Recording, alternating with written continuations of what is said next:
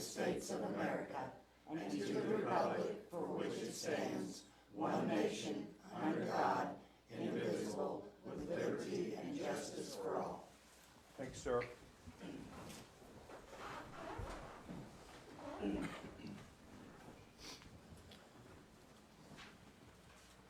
At this time, we'll observe a moment of silence, please.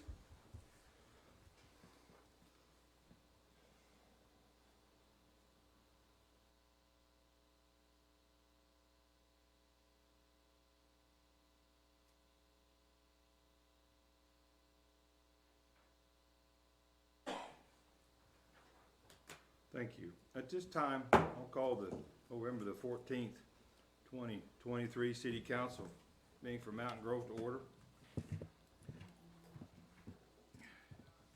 Yes.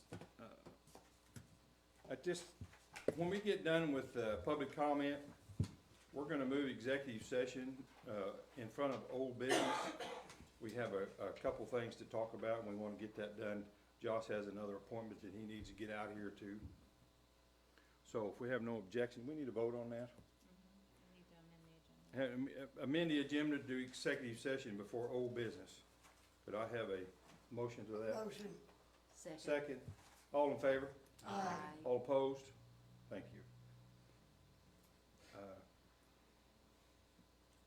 And council, in front of you have minutes to the prior meeting. I'd entertain a motion to approve those. Motion.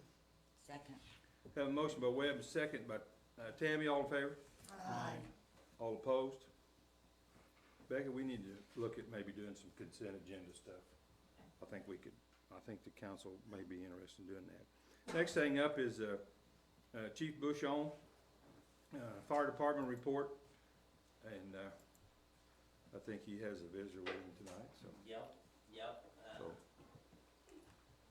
Introduce everybody that hasn't met him to Chief Gibbons. He's my replacement. He started November 1st, and he's on board. He's so far doing a fine job. Welcome. To him, and he's gonna take the department to the next level where he needs to go.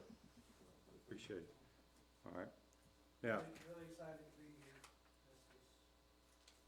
I've traveled most of my life, and this is about as close as home as I've ever felt, so. good. And we want you to be here a long time, make it home. Yes. So, there may be some questions for both of you, so Clint, if you'll just stick around there while we talk to, there may be some questions.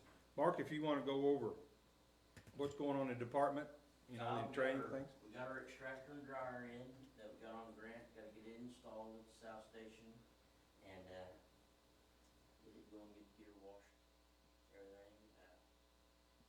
Done some training this month so far. Had a lot of good training. Is the grant season kinda starting now, or is it about over? No, for us, AFG opens, like, what'd you say, February? February. I haven't heard from the last grant that I put in on that, but they're pretty slow, so, but the next grant season will start in February. Okay.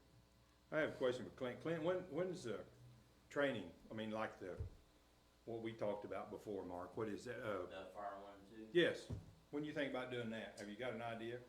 Well, the first thing I've gotta do to put on a Fire 1 and 2 is get all the stuff to put it on. I've got some contacts that I can reach out to, try to get like a burn trailer to do the live fire portion of it. I've got plenty of people that I've talked to that have their instructors that said I can help teach. I would say probably the quickest I could do it would be maybe starting in May. Okay, because it takes a while to get all the ducks in a row. doesn't it? Yeah, I have to get the approval from the state and make sure everything's lined out, make sure we have all the items on the list that it requires. There's a lot of different requirements for, say, live fire. I've gotta have 4 or 5 instructors just for that part, Okay. so. So, Mark, can we burn 10 or 15 houses? Darn. You notice that, okay. Can't do that. Okay, I was gonna say, instead of having a trailer, that would work. Yeah. Okay, all right. strike that from the record where you can. Okay. All right, anything else, council, for Clint or Mark? Thank you, sir, appreciate it. Court report, had court today. We didn't have any court in October, so, It was a busy day today. it's a busy day. 2 months of docket today, so it was a Yeah. busy day. And there'll be some more, about that coming up later, right, as far as the Well, we court? did have, the circuit, clerk came over and, one of her staff, they're trying to help us transition to move our court to the county. So our official date that it will be at the county will be in April. So the last court date we'll have here will be in March. They have to dispose of cases, we're in the process of doing that. Josh, you wanna speak about that a little bit, or? Yeah, and some of that maybe we can talk about when we go into executive session, but yeah, we are trying to close out as much as we can, in anticipation of transitioning things over to, the county.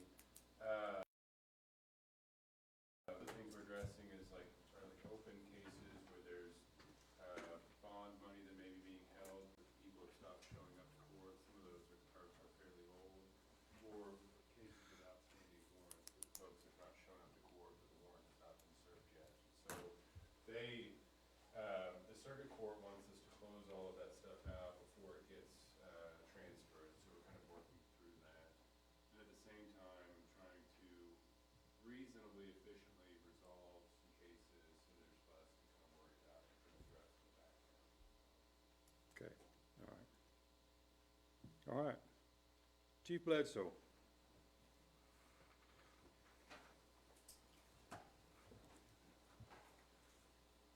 This- The list of patrol vehicles, Everyone should have that, council? mileage, hours, and idle hours. And Becky, what did you say this was for?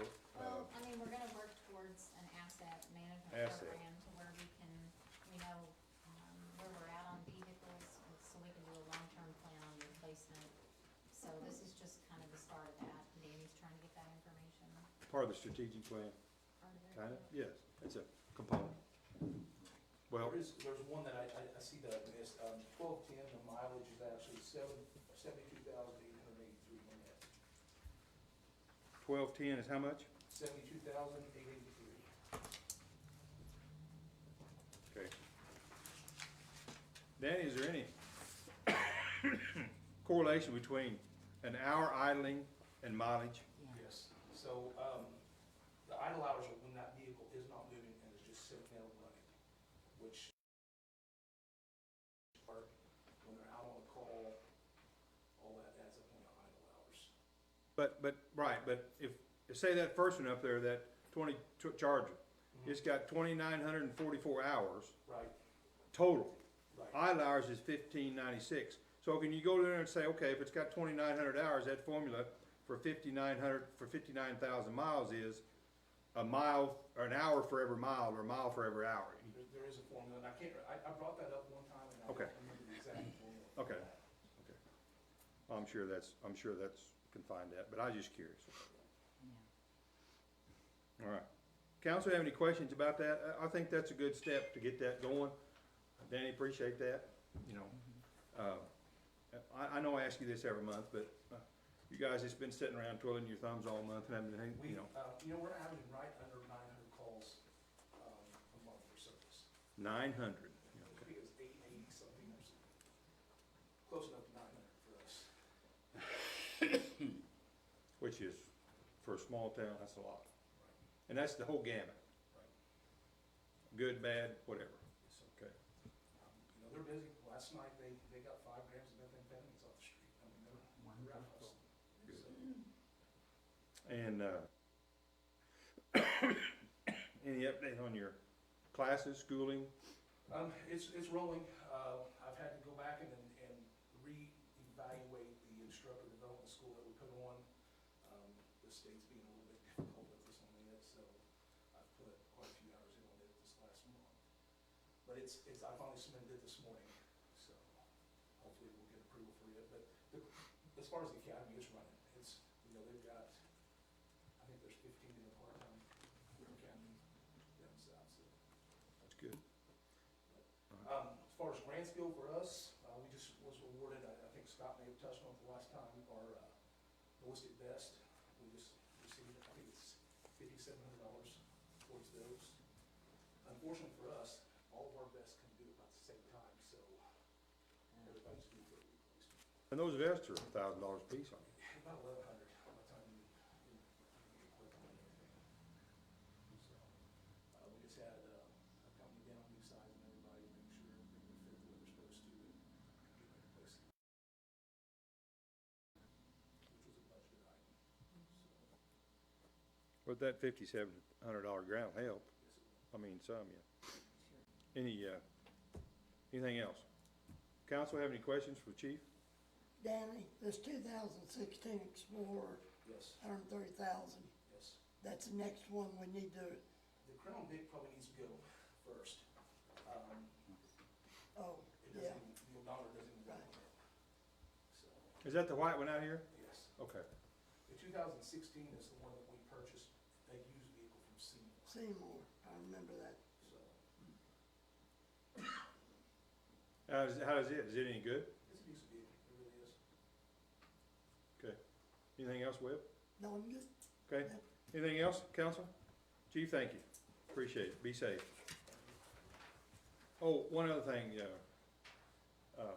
can you tell me the hours that the ladies down here? I'm sorry. The hours that the ladies down here at the office? Your secretary. She works from 8 to 4:30. 8 to 4:30, okay. Monday Okay. through Friday. Okay, that's what I thought. Okay, thank you. All right, next we have Jeff on the golf course update. Jeff handed out some handouts.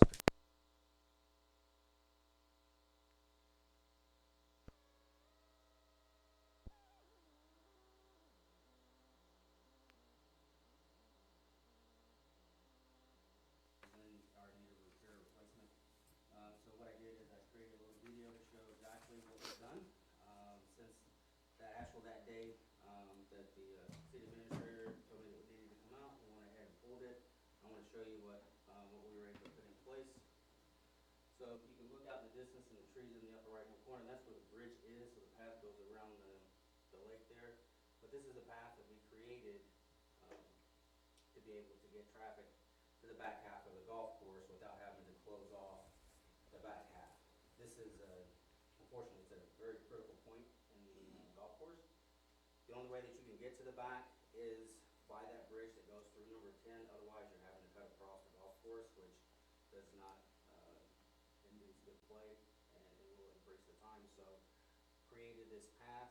This is actually behind the number 1 green. So as you can see, we put, after we cleared it, we got some 1-inch chat that we put down, leading towards the bottom of the hill.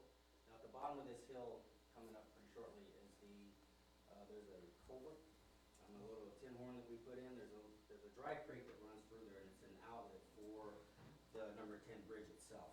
So to address that, we went ahead and put in a tin horn across that creek and put the chat over it so that we can ensure that we got safe travel through the woods.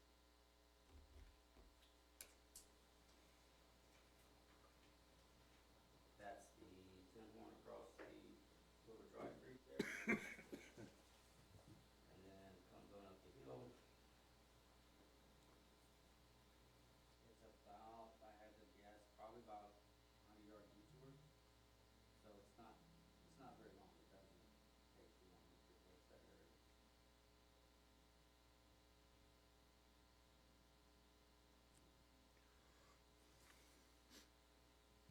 And that goes around 10? It goes around where the bridge is. So you can still tee off from number 10. You take your second shot, which is before the lay. Most people lay up before that. And then when you go to make your third shot, you have to go through this little path to get over. Just go around the bridge right there. You Okay. go around the bridge to right there. So right now, what we're doing is we're coming up on the existing cart path for number 10. The green is just up the hill to the right, and then I panned over to the left where you can see where the bridge is going to go. So I just wanted to make the council aware that, we jumped on that really quickly, and we now have a path through there until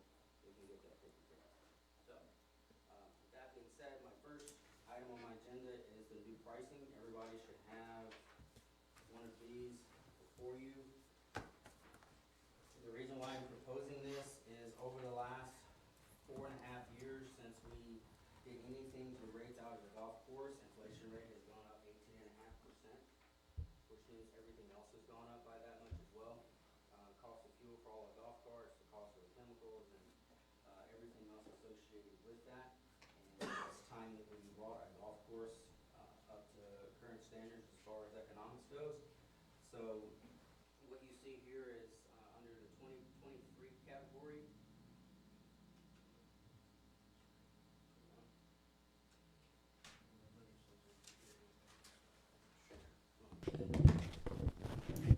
What you see is under the 2023 is currently what we charge is for green fees. So we have a green fee, the trail fee, which was the money that went directly back into the golf course, and then we have what we charge for our carts. So if you look under 2024, what I did is I rolled up the green fee and the trail fee together so that we can kind of simplify things a little bit, and then our carts went up just a bit. So if you look, 9 holes in 2023 is $28. We're looking at a 20% increase, that brings it to $35. And then for 18, it went from $42 to $50. That is about 45 cents per hole, is what that equates to. Now that 20% is also spread across what our memberships are. So if you look down at the chart, these are the categories that we have for our memberships. In 2023, every member paid for that trail fee as well, so they pay for that up front. They save a little bit of money by doing that. What I'm proposing is that we just roll those two together so that it kind of simplifies what our charts look like. And if you go down the board, with the exception of the youth player, which is the first one, you're looking at about, on average, $160 increase for next year versus this year that the members would pay. That equates to about $13 a month. So it's not, we're just trying to bring our golf course, up to where it makes more sense. The next chart, under other fees, so we do have a cart rental package, which you can prepay for 20 uses of that cart for 18 holes. Included with the trail fee is $375. As you can see, it actually drops a little bit. The reason why that is because if you go back to chart number 1, we're charging $20 for an 18-hole cart rental. You multiply that by 20, it comes out to $400. We try to keep a $75 savings overall for someone to purchase that, so I wanted to keep that margin. So that's why it dropped a little bit versus the $375. So next year, renting the cart package is definitely going to be the way to go. And then our golf sheds that we have out there for personal golf carts, this year it was $200 for gas, $250 for electric, because we provide electric when we charge the cart. That increases goes to $240 for gas and $300 for electric. Any questions about the rates up until this point? Okay. Looking at the last chart, these are the current discounts that we currently offer at the golf course. So on the left-hand side, under the membership discounts, you can only pick one that's 25 or over. So you can't, because people fall into multiple categories. Right. So you can only pick one at a time. So we have clergy at 25%, military at 25%, city employees at 50%, and first-time membership is also 50%, which is, this one really pans out really good for us. We typically see about a 10-15% increase in membership, and they come back the following year. So it does. So we would like to try to keep those percentages as they are. Off to the right of that, the green fee discounts. There's a couple on here that I would like to add for going forward. So we have our children under the age of 12 is free. And then children's 13 to 18, those will be the ones that are still in school, not the ones that are out. A 25% discount this year, and previous years it's been 50%. But because of some of the incidents that we've had recently out here at the golf course dealing with some of these teenagers, I think if they got a little bit more skin in the game, that they'll be more appreciative of what we have and more respectful of our golf course. So I'm proposing that we drop that to 25% for that age group. And then the last two are new ones that I would like to propose. I have a lot of senior citizens and I have a lot of military, retired military that ask if we have a discount, and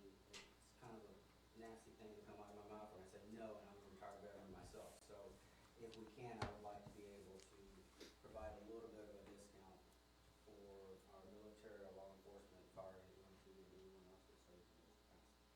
And then also the last one, a senior citizen discount for anyone 65 years and older. For that one, for those two, we set at 10%. Now, with all that being said, going back to the cost of the increase of our rates, what I'm asking from the council is because now that we're rolling up the trail fee into these other fees, that I would like to be able to still have it designated that it is, the golf course gets 15% of anything that is associated with those increases for that trail fee, just so that we can continue to provide improvements for our golf course to replace our cart paths. Now, once those projects are done and completed, then that 15% obviously goes back into the city and it's the city's revenue. But just so that we can continue to earmark that and to show our players and our patrons that, you know, we're still, you know, looking forward and moving forward with this, that 15% be earmarked. If you look at these percentages as they stand right now, that trail fee is 23%, so I'm asking for a little less. So the overall increase with a lesser percentage earmark for that trail fee or for that golf course still puts me about the same level of what we take in each year for revenue with that trail fee. So basically nothing changes. And then the city gets a little bit more money on the revenue side. Any questions about any of these rates or discounts? Well, I think that's very self-explanatory, Jeff, thank you. Yes, sir. I appreciate it. Now, council have any questions? We're still having a little bit of technical problem there. Yeah, if you can hear me. There's blank share, working range or something.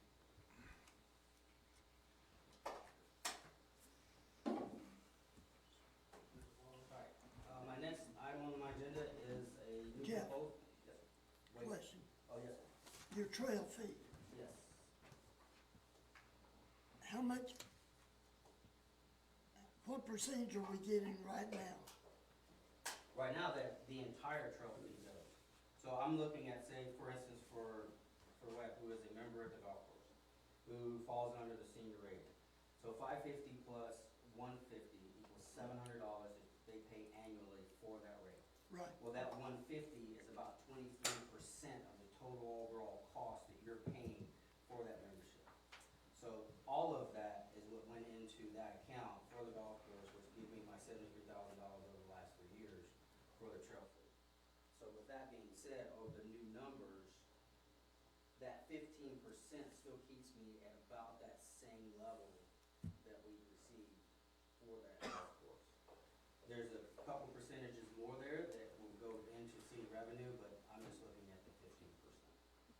So 15 to 23%. 15 would still stay in for the course fees, for the, what you're talking about there, the green fee, no, the trail fee, I'm sorry.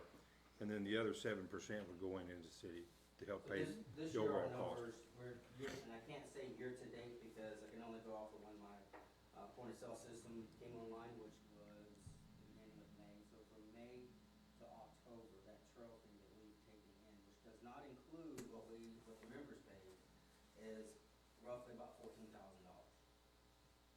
Compared to the overall, where we're sitting right now with that, which is $120,000 of revenue that went through my cash register. So that's about that 15 to 23%. So to keep that margin, so that we can continue to maintain momentum and getting our cart path replaced, I would like to ask that we continue to do that. And that 15% only comes out of the green fees and the membership fees. It doesn't come out of the cart fee itself. It will only come out of, because the trail fees paid with the green fee, it will only come out of any cart packages that we sell up front. So basically, all that cart fee money goes directly into the city. question is, Yes, sir. with the improvements we've done, with the trail fee, if we cut that back to, say it averages out 15% like you said, and we was getting 23 to 25%, whatever the percentage it is that you came up with. If we do that with all we've still got to do out there, I think that's a time when people say, well, we spent all that money here, but we have took in this 23% to replace the cart paths, which we all know. I don't know how many miles is out there, do you know? No, I haven't really looked at a linear, 5, 6 if I had to guess, probably. miles. So if we back that off, then I think the money that we're backing off here will make it look like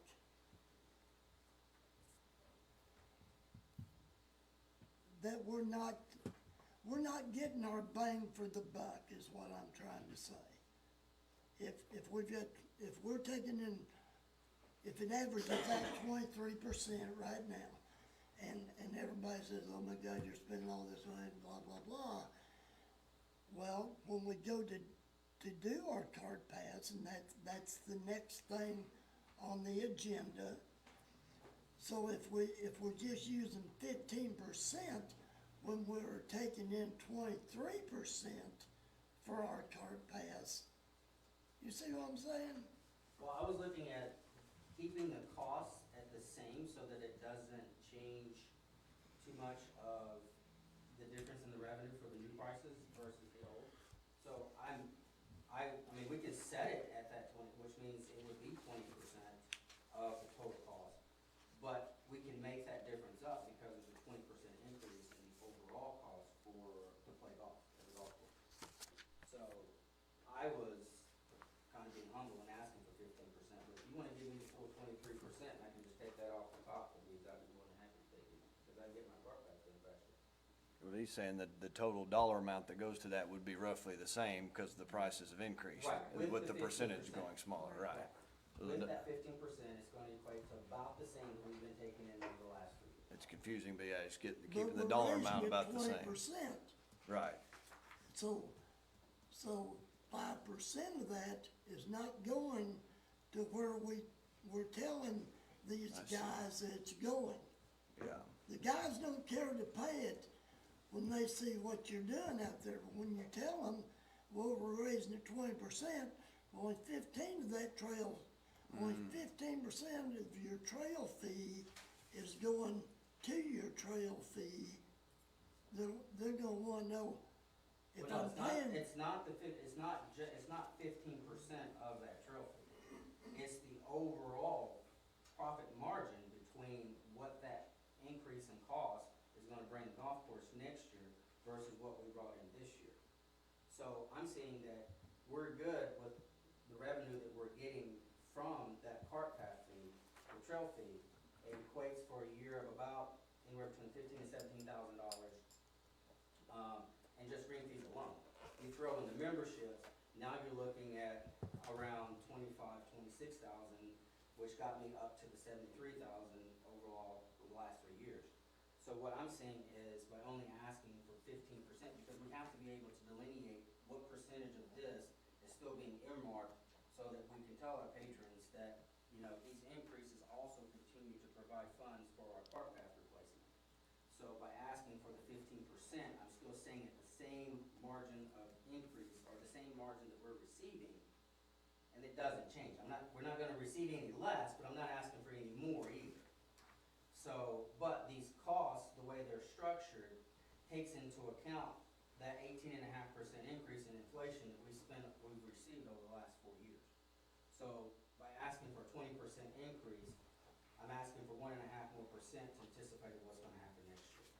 With all these changes, if we go ahead and we move forward with these changes and we change our costs to what they are, then we won't be touching our rates for another 5 years. Because it's easier to just do it in lump sums than to try to do it every year and show an increase every year.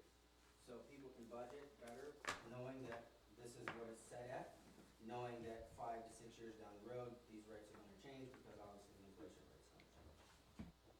So that's what I was asking. So you're not gonna get a whole lot more money to do the cart pass. It's just, with the inflation, it's gonna kinda even out. It's gonna even out. Okay. I mean, it took me a little bit to get that too, yeah. Okay. Any other questions? All right. Thank you, sir. All right, so my next item on the agenda is with the anticipation of the additional throughput that we're gonna have from the Ozark Golf Tour. Plus, there is a traveling league, golf league, that I've been in contact with, that I've been working with for the past couple of days. It is a traveling league that plays, golf on a lot of the local golf courses here in Missouri. It's been on for about 3 or 4 years. And basically what it is they look for local golf courses that they can put a 4-man team scramble together, and it's about camaraderie, it's about playing different golf courses. And they approached us if we would be interested in hosting their league for a year. It cost us $0.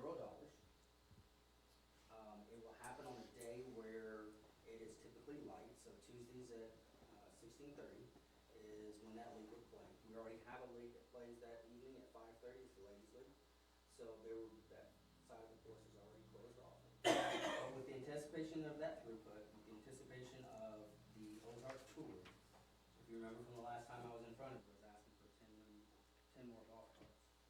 So I've been working with the people who provide us with our golf carts now, which is Clear Creek, and they gave me a proposal which is for the economics of the dollar.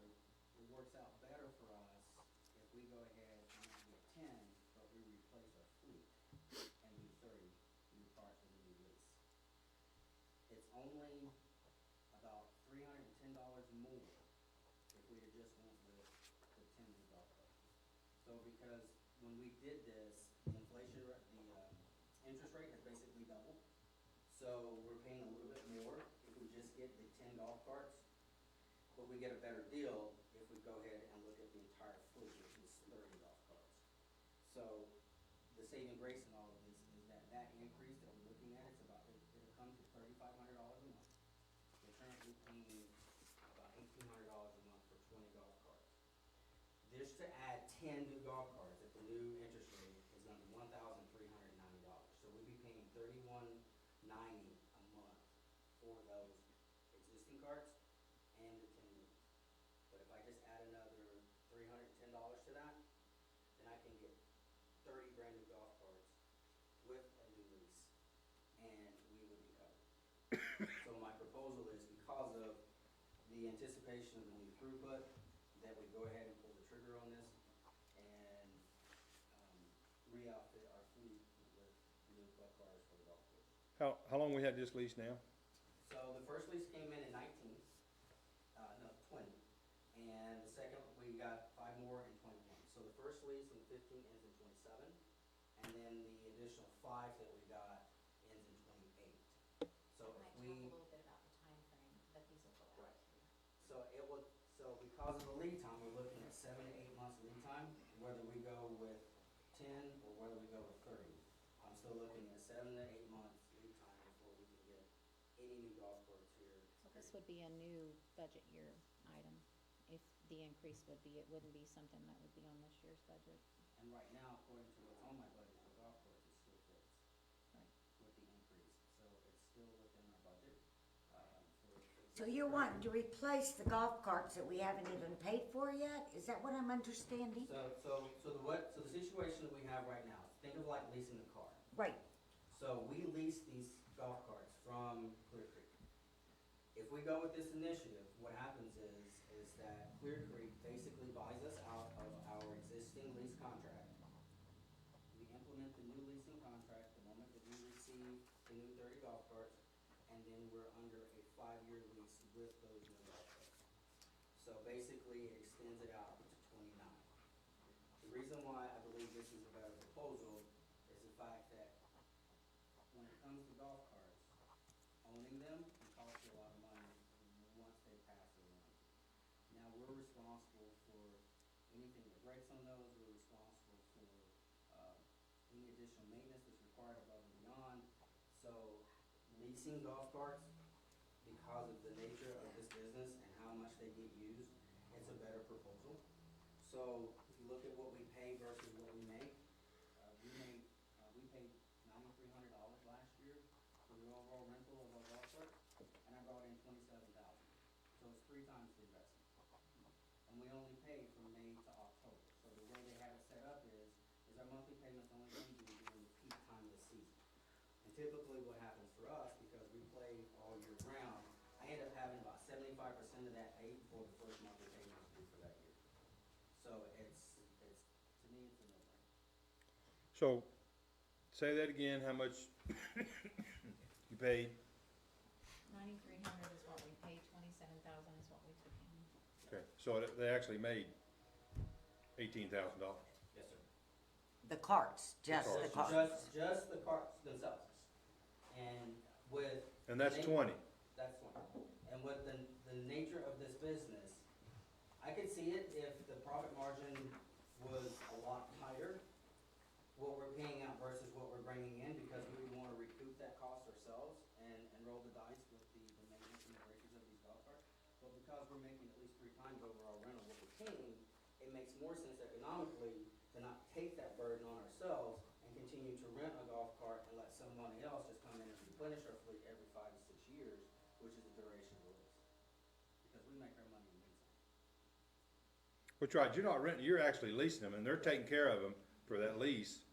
And, okay, yeah, that makes a lot of sense to 3 times the profit.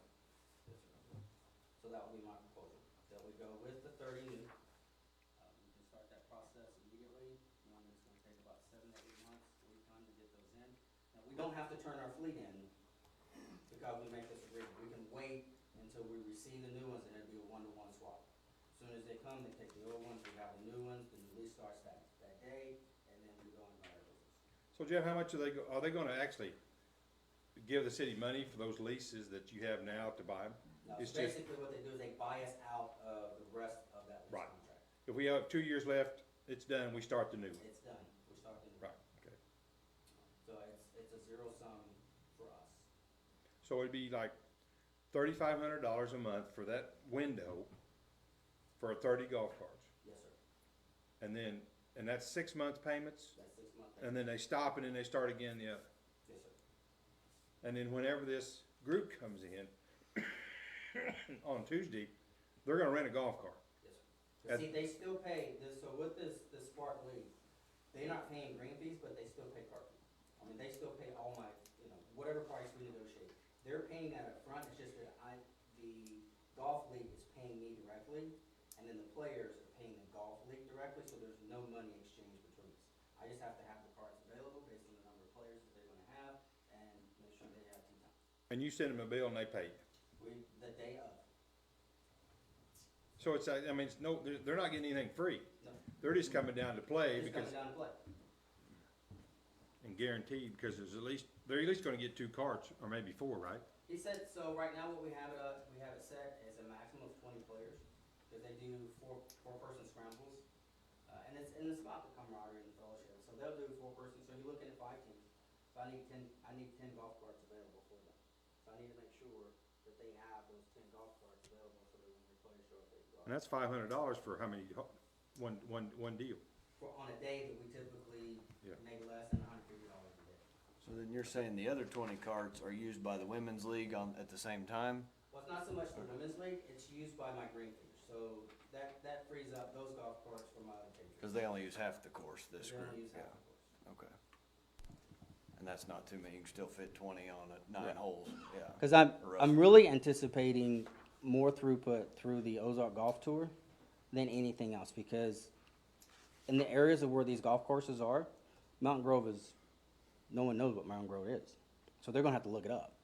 So once people begin to play our golf course and they see how fantastic it is, then we're expecting that there's gonna be more that's gonna come through, And so, what you're talking there is that once advertised on TV. yes, sir. You pay X amount of dollars and you get to play 8 or 10 Right. golf courses. Yes, now with that one, their green fees are covered through the card that they buy, but they still rent the carts from us. So we're getting the advertisement, plus we're getting the cart rental per player that comes into play. Is that a for sure thing, or is that still in the, No, it's a for sure thing. okay. And then the last thing on my agenda, Bobby, could you show those two pictures? With anticipation of these 10 new golf carts, I gotta put them somewhere. So my current golf shed, I can fit 5 really tight, but I do need additional space. So what I'm proposing is, so this is a shot of the older section of our cart sheds. The building to the left is my current cart shed where the city had built for us when they built the clubhouse. The first 2 cart sheds on this side, and Bobby, if you could show the second picture. And the first 2 cart sheds on the back side, what I would like to do is to be able to wall in these 2 doors, put a concrete deck in this, put a partition wall between our section and the private golf carts, so that I can use that for the storage for the additional golf carts and for additional storage for the clubhouse itself. We have no storage whatsoever. Initial estimates to do all of that, we're looking at approximately anywhere between $5,000 and $8,000, which I have a line of accounting for capital interest, which there's $40,000 roughly earmarked there. So we would be able to utilize that funding for this little project so that we'll be able to house these additional golf carts. So this one is contingent upon approval of the new golf carts. So if that one does not go through, then this project's not required. You're just talking about in between those 2 buildings, blocking that off and using that. No. Yes, well, yes, sir. Basically, so this is the back side, so we would take these 2 garage doors out, and this would be a solid wall. And then right here between this shed and this shed, we would just wall that in all the way across, so that there's a separation between city section and private section, because you open one of those up and it's just completely open all the way down. You just basically got chicken fence between the sections that, for people to utilize. So it's completely open all the way down. So that we can maintain security on our assets, we would need to put OSB or some type of sheeting in that second bay between the second and third bay all the way across, just so that we can keep that divided. Oh, okay. And then on this side, what we would do, because we don't need 2 doors, what we would do is we would just wall in that one, and then we would replace that one, because that one's old and antiquated, all of them are. But that's a time for another meeting. But we would replace that garage door. So we're still looking anywhere between $5,000 and $8,000 to accomplish that, and I have it in the budget already under capital interest. So Okay. I'm asking to be able to pull that trigger on that project if the carts go through. So the 8 carts that's in those right now, where are they gonna go? So there's not 8 carts in those, and that's the reason why this is a little bit more feasible. So there's only 1 in this first one, there's 2 in that one, and then on the back side, there is 2 and 2. So I have room to move everybody into other cart sheds. I still have 1 more new space down in the new one, and then the end one is completely empty up here in this old section, so I can put 2 people in that. So my plan was the 2 that are in this one right here that you see, this on the right, move them into the new one down the one at the end of this section, because it's completely empty. So we will put those in there. The person that's in this one just moves to the back side, and then I have space for the other 4 in my second set of golf shed, the ones that's by the green. So that middle section, I've got enough spaces there that I can move these other 4 people. But then we're full, And then we're full. we're full. We're at full capacity. I will have no more room for, and that's the only contingent. So it'd be a matter of when somebody decides to move out, or we address that some other way. But at this point in time, you're not even thinking about adding more space. Not Just for doing the private golf petitioning. carts, right. Not for private golf carts. So this is just basically reutilizing the space that we currently have to make this work. Otherwise, I wouldn't have any place to put put these new golf carts. Or 5 of them, because I can fit 5 in my other golf shed. And that's my presentation. Okay. Becky, what do you wanna, We definitely need a motion to go into a new lease agreement if you are wanting to do that. okay, What are your thoughts, Becky? I mean, it makes sense what Jeff has talked about. I'm not a big fan of hanging on to those golf carts after they're not under warranty, and then we're responsible for them after that. So it makes sense to me to keep them under a lease agreement to where we don't have that expense. Long-term, it makes more sense to do it that way. It's not that much difference in cost, and we take in the money that offsets that, so, I'm fine with it.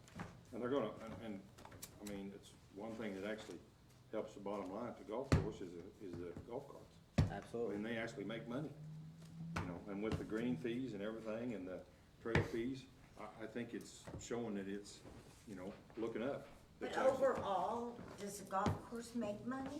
No, No, so when you look at the whole picture, no, there's no money being made. No, Parks and Rec usually do, Right. yeah. I mean, I mean, you get those people that come and play golf, I just, you know, yeah, I just have a problem with the few residents of our town that it actually serves. Well, That's it my problem. indirectly serves Mountain Grove as a whole. Especially this upcoming year, if you think about it, we're gonna get a lot of people from out of town that's Right. gonna travel an hour and a half to 2 hours to play 18 holes worth of golf. What are they gonna do when they get done? They want something to eat. They're gonna go right down the street and they're gonna go to our restaurants and then they're gonna stop by and get our gas and all this other stuff. So they're gonna be bringing additional revenue into Mountain Grove, not just playing golf. Future industry will look at what facilities we have available in our town too, and the golf course has always been a good draw for industry coming into the town. It absolutely is. But I'm just saying, it serves such a small percentage of our community. That's all I'm saying.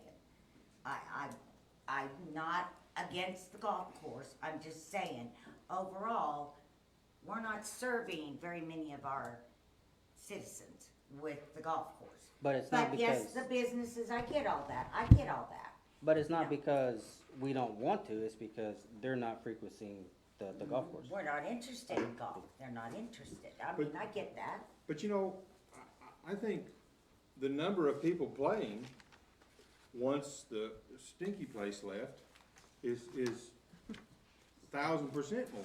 Oh, it absolutely is. I mean, I mean, there was a time when there was none, but the number of people that's playing was way high. I mean, the percentage is 1,000% in it. It's more than that. Last year, I believe the rounds that we had played through was well over 9,000 rounds. That's a lot for a rural. So that golf would be course. 9,000 people playing around.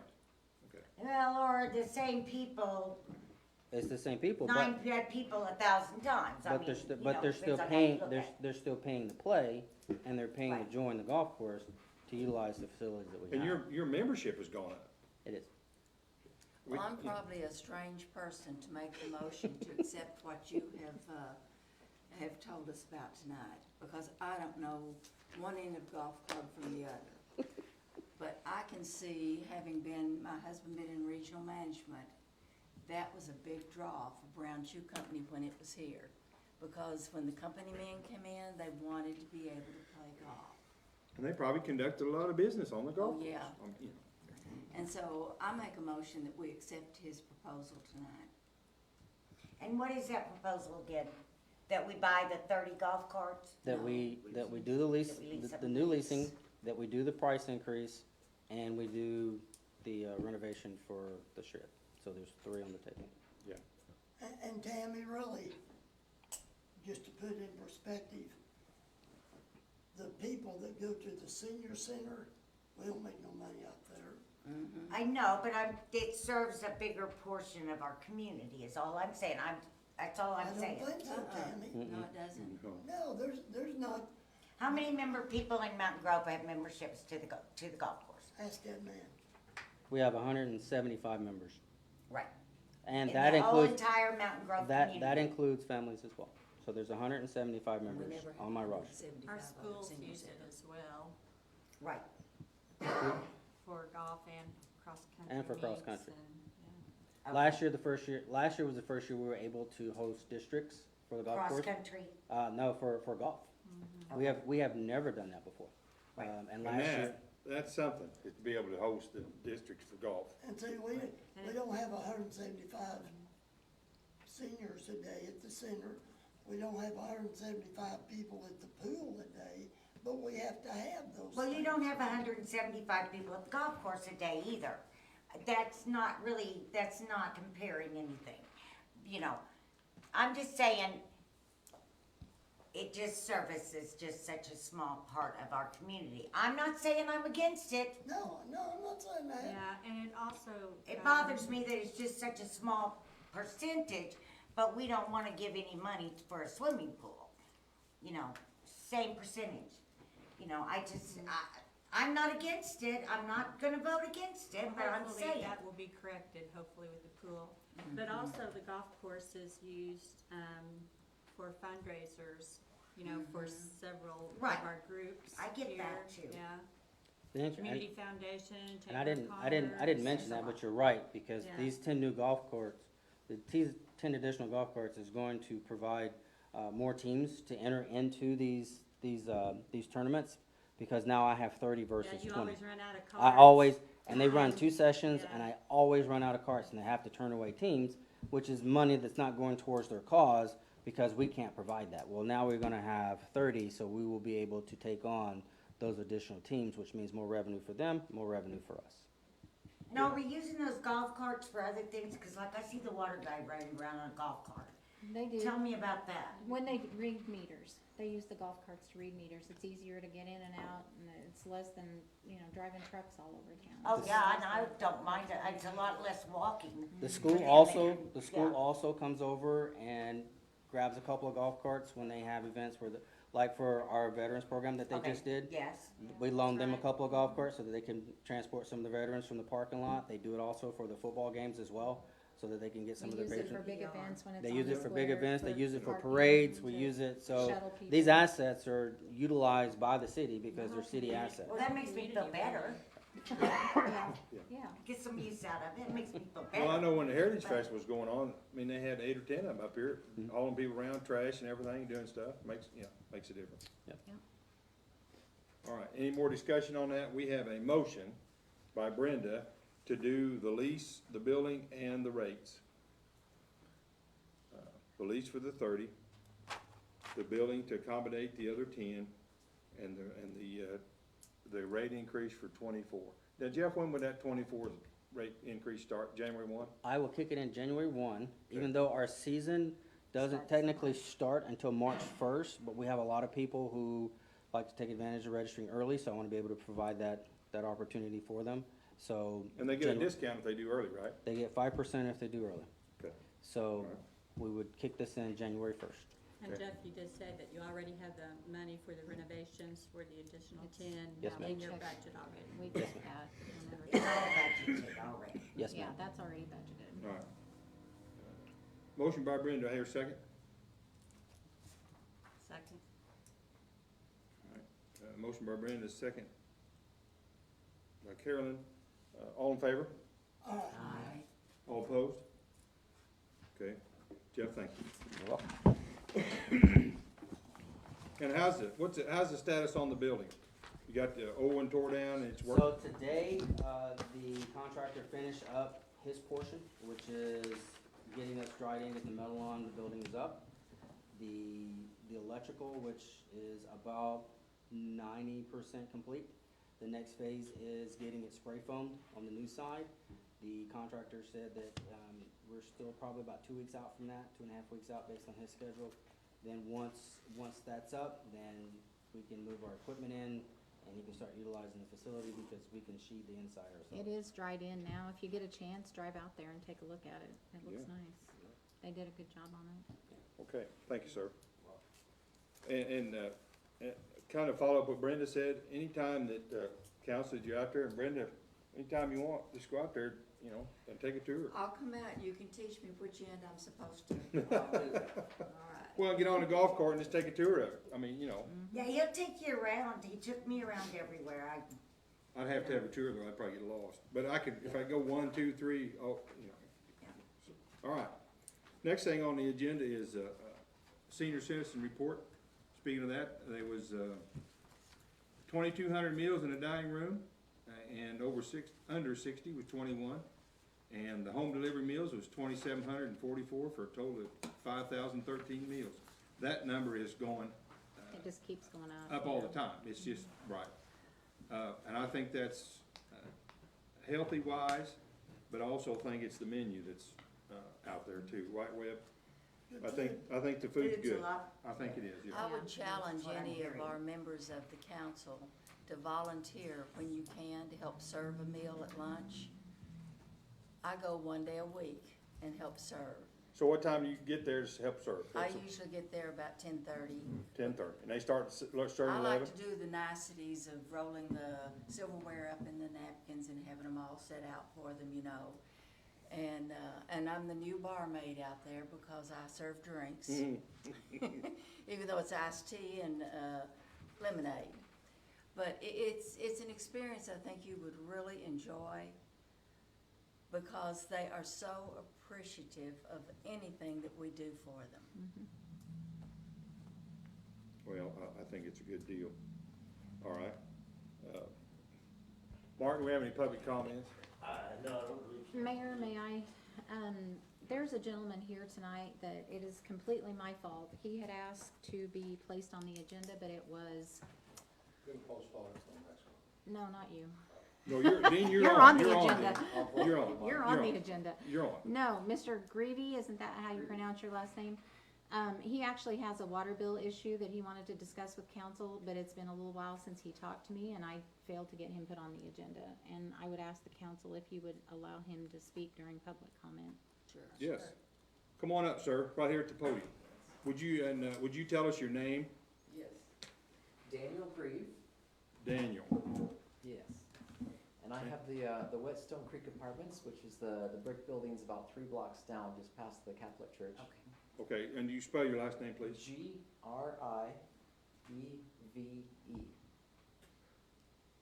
Okay. Go right ahead. And so I understand that the city council has set a policy that the water bills can be adjusted only once per year. I'm asking an exception to that, if I could have a one-time exception of the sewer portion of my bill be adjusted going back 7 months. And the reason for that is this is the little coupling pipe here that was, I'll pass that around, that was, all the water was going through that pipe, and it was made, it should be galvanized steel. It was installed with black steel, which is supposed to be for gas lines, and so when that's used for municipal water, it corrodes the pipe, which made a finger-sized hole in the pipe. We discovered that September 22nd. We called the city guys, the water guys came out and turned it off right away, and so then we had it fixed that evening. And but a hole that size, it doesn't develop right away. It goes over time. I can see an uptick in our water use backdated about a year, 13 months. And so the water, the way that the bill is calculated, I'm paying for the water treatment on the water that goes through the hole there, which actually just goes into the ground. And so I'm asking if I think it's fair that I pay the water that came through the meter, but then can the sewer portion be reconfigured? Maybe we're going back to 7 months, the 12 months before that, could that be averaged? And that be my rate for the sewer use? And how much are you asking to be adjusted off? We made one adjustment, correct, We on did your make bill? one. And what was the amount that we made on that? I don't have that bill with me. We did make, because of the ordinance that you set, we made a one-time adjustment, and the way the ordinance reads is that we can do a one-time adjustment, once a year adjustment, if they've shown that there is a leak, and obviously it wasn't, something, it took them a little while to find it. So we adjusted the sewer side of his bill on one of your biggest bills, I think it was, right? It was the October. Right. October of 23? I'm sorry, actually the one that came out September, which is Would've been August. The one bill that I think my wife has it set Has aside, it. and it's the one that should be right here. Okay. So this is my latest bill that jumped up to, 690. I think they were usually trending around 420 or so.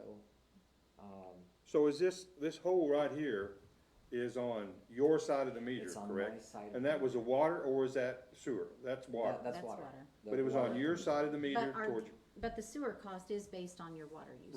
right, but, which- okay, so that leak was on Was your on side of the my meter, side. okay. Right. Yeah. So So I basically- I explained to him, we did what we could according to ordinance, we made the adjustment, and that if he wanted anything further than what the ordinance allows, that he would just have to come to council. Okay, so Becky, you and Kim have not come up with an average of No, the because sewer, right? You did we it aren't once. authorized to do anything beyond Okay. what we already did Okay. for him. So, you Mr. know- Greavy, you're asking for you'd like the council to say, do an average Correct. of what it Yeah. was of past? Right, going back, I think 7 months is when the water use starts to go up. Is your occupancy gonna be the same amount during that period of time Pretty that you're much wanting the same, adjusted yeah. as it was before? Yeah, it's been filled, pretty much all the time. Okay. So how many apartments do you have in that building? There's 12 there, There's 12 there and they're all full. yes. The piece that he just passed around, was that something that we installed? Because, we don't do work on their side. No, No, that was his. this was about 56 years of corrosion that finally gave out. That did pretty good, really. Yeah. I mean, it was the wrong thing, but back then it was probably the right thing, right, They Randy? were doing what was, That was probably what they used back then, plumbers used that, right? Right, well, our water main now is the same truck.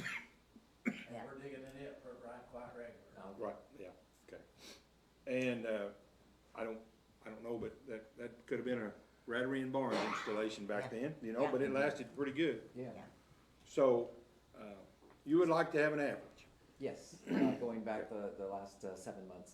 So you want off of each bill, you want that deducted, or one off of this bill you've got right now? Off of the past 7, You want us to adjust all the past 7 months? if that's possible, yes.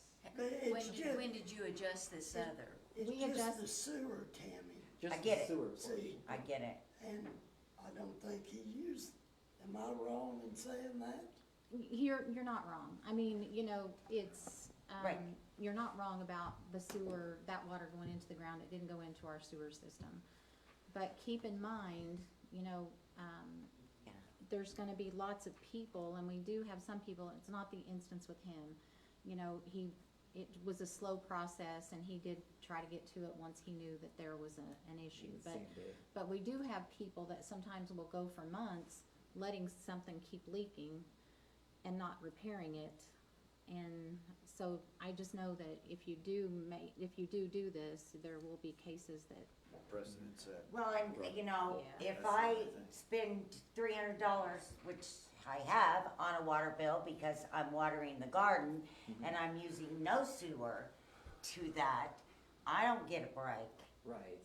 I still have to pay the sewer charge on Because every you gallon chose to, right, yeah, okay. of water that I use in Right, my okay. garden. I'm not using Yeah. sewer, so I think we're opening the door to a lot of stuff, aren't we? I mean, we kind of addressed this when you guys set this. I mean, you weren't on the council at the time, Right. but council at that time, we kept, every month, we had somebody coming with a new Right. request. Right. Because there's issues like this all the time, so the council, as a group, finally decided, okay, let's find some common ground here and give the staff some authority to make an adjustment one time. And, I mean, the council can do what they want, and if you feel like that you wanna do this for him, I'm just saying, there was a reason why we set that policy back when we were getting so many requests. The council was hearing those requests almost every month. And the And- 7 months that you're asking for an adjustment to be made on, that wasn't covered by the one-time adjustment that you did? No, Okay. we did, That was just one. it was one of his largest bills that he got, and so we adjusted the sewer down. So when we make an adjustment, we take the sewer down to what the normal sewer would cost, what his average would be for that 1 month. And take that back down, and we take that off, and they pay that portion. So it was leaking for 8 months. But it was slow enough for him, Yeah, I think it was been leaking at least 13 years. We can see it on the numbers going up. so for us, you know, if it isn't doubled, we don't you know, we don't send out a letter, or we don't do anything, cause it Yeah. didn't ever Yeah, double it's in a month. slowly increasing. It was just a slow increase. He really didn't notice it because it was enough each month. He's probably thinking it's apartment building, people are just using extra water Right. until it got to the point. Didn't you actually have some water on the ground when you finally? Yeah, that was, Yeah. that morning, the attendant sent me a video saying there's water coming out from under the building, so. Yeah. And have you changed anything about their facilities of being able to use more water? Like adding, lines for washing and, machines and things like that? No, the apartment has has one room for washers and dryers. We've had the complex now for 6 years, and, what we have done is every time that there's a remodel, we change out the sink faucet and the toilet, all the faucets, so that we're stopping leaks there. Right. But we haven't had any major changes of water use. Was that, one time, like for 12 months, when you say year, I mean, it's not a Well, certain the way the time ordinance frame, is but- written, yeah, it's one Okay. time, so we just let people know when they come in that we can do an adjustment one time, once Why they. don't we just change the ordinance that if you can prove a leak, then the sewer bill can just be wiped out every time that you can prove a leak or whatever? We Well, couldn't it's wipe it gonna matter completely which out, side you would of the have to meter. take But it the- down to the what a percentage, normal. yeah, the percentage. I mean, that's up to the council. Yeah, and then, cause it's only fair that if you have 1 month it's $50, it takes 3 months before you're gonna see the end of that. And if you come in the first month and get your credit, and then your next 2 months are gonna be high too. I think So we'll just- have to be pretty stringent with, them showing proof of repair, because we get Right, into a lot but I of. think that could be part of it. I Right. think, A you know, if you lot can of show proof of rentals. repair and all of these things, then the sewer part can be forgiven. I think it should be just changed Well, anyway. isn't the primary thing here is that it was on his side of the meter, not on the city side? Yeah, and that's the way it's always gonna be, if we make an adjustment, it's gonna be something on their side. Because if it's on our side, we're for Then sure we're gonna gonna make fix that that. right, yeah, so. Yeah. The I think we leave adjustments that are up to only done. discretion of Becky or whatever, that, you know, if they can prove it to you, then, you know, the sewer should be part, you know, except for her case, if she's out there filling the pool or whatever, that's something she chose to do. That's something obviously he didn't choose to do. And so if he can show a trend and, you know, and nothing's changed, then I think you should have the liberty to say, yeah, let's forgive it. We would need to do an ordinance, because we haven't, our ordinance states that we only can do it that one time, so we would need to do a new ordinance. If you wanna make an exception for him, you can vote that way, but then we would need to present an ordinance at the next meeting for you guys to change that. Make the motion, we change the ordinance. How much did the one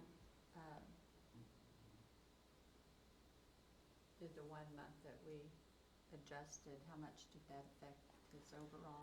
You know, I don't remember your exact amounts on your bill. Do you remember how much we ended up adjusting off? Like, I don't was it- have that Was right. it about half of it? Somewhere or- around, it was close to half, about 250 to 300. I was gonna say it was around 300 is what I remembered. Kim, you think that? It was around 300. And For I just that think one that we're bill? opening up, like, I undid my garden hose. And realized I had a leak. Well, then I got the next bill and realized I'd had a leak for a little while. And so by the time, you know, then I immediately got it fixed. But by the time I get caught up with it, you know, and it's nobody's fault but my own, but by the time I get finished paying for it, you know, it's gonna be, I don't know what it's gonna be, but it's gonna get on up there. But that's my fault. The So- problem we That's on have me. too, Yeah, we're how do you always, prove that? How we do you- always how- are a month behind on billing too, Right. so we run into things like that also. Right. So how you gonna, how would you, to get that taken off, how would you prove that? Just I come give in you and say- the plumber's bill to prove that I had it fixed, I guess. But I just think that we're opening ourselves up to a lot. We're gonna lose a lot of money. Not everybody calls a plumber, so, you know, Okay. they'll bring in things like, they'll just say, well, can I bring you receipts where I went to the lumber yard and bought the materials? Right. You know, Right. so, But they're paying for a service they're not getting as Yeah. well. They're paying for a sewer service they're Right. not using. Right. Well, but they are, Mark, because the water is, it's the meter to them, the meter gets them, it's counted, and from then on, how can the city be responsible for that, what goes through the meter to them?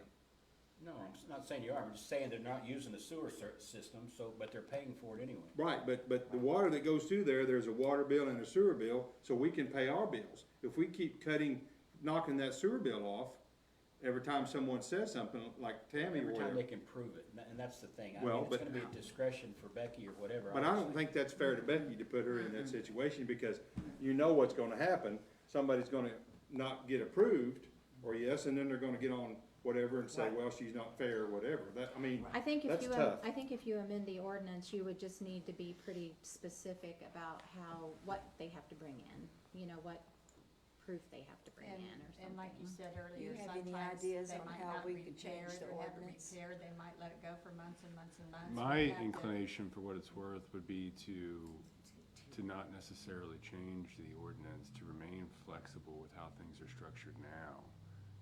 Because I think it's gonna be my concern is that it would be too difficult to draft in all the exceptions and all the limitations and all the rules that you would Yeah. want to try to write in It's to really hard. arrive at some sense of fairness, whereas I think that's kind of how we got here, is that, Right. you know, there were some issues like that.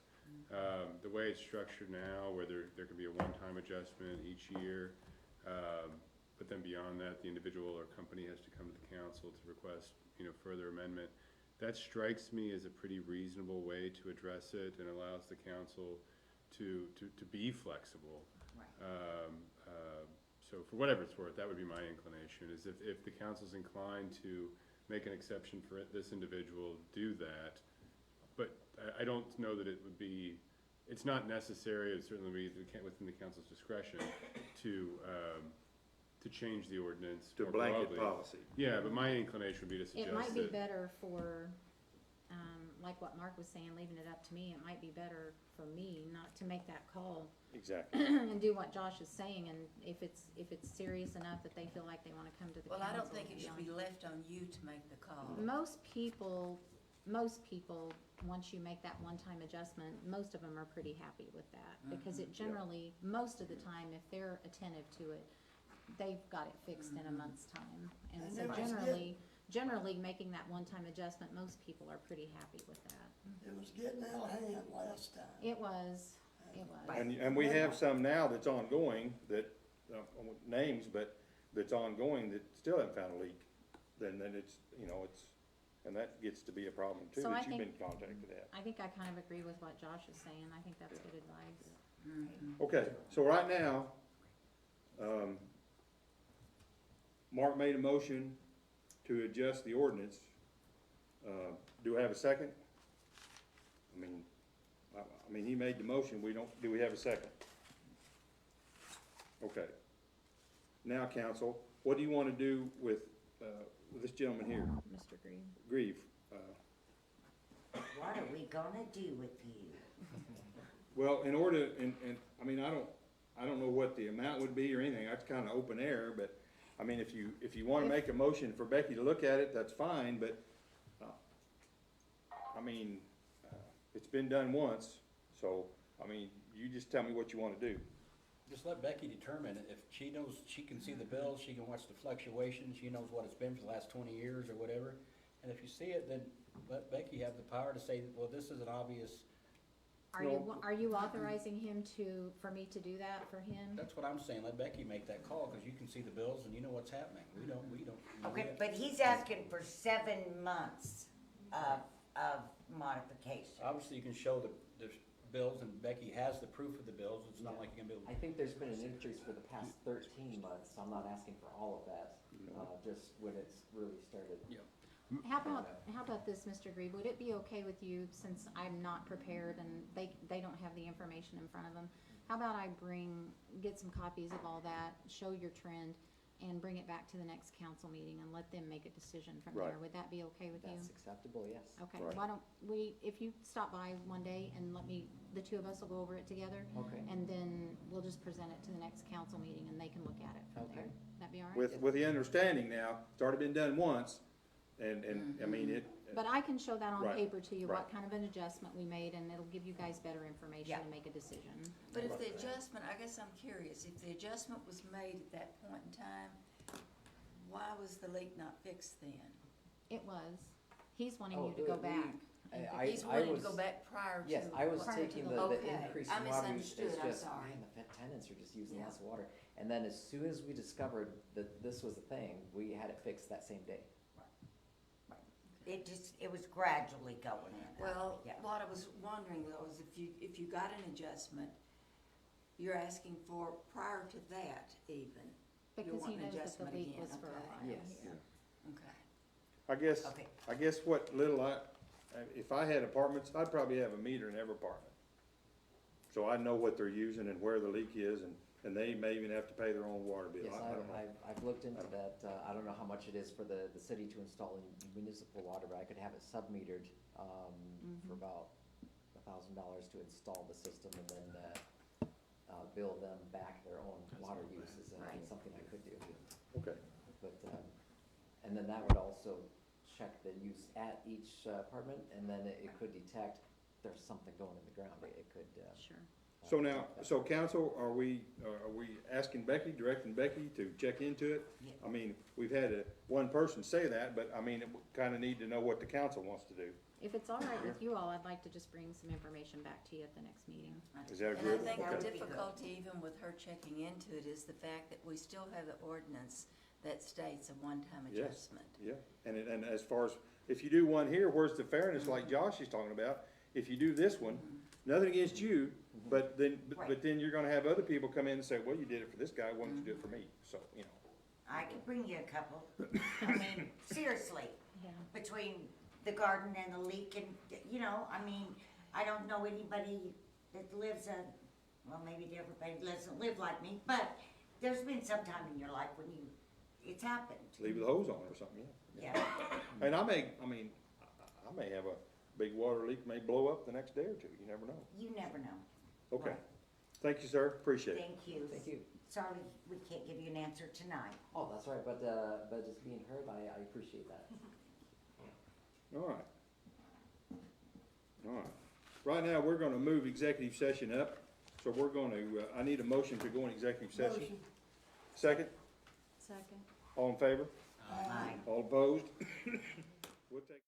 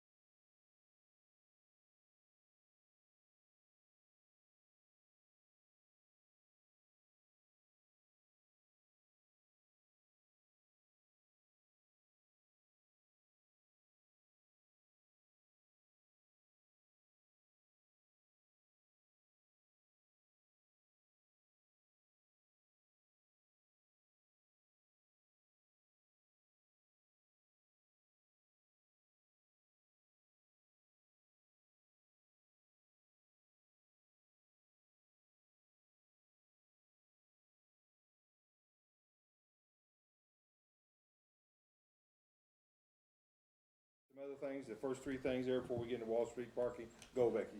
Okay, I'll try to go through this as quickly as I can, and you stop me if you have some questions.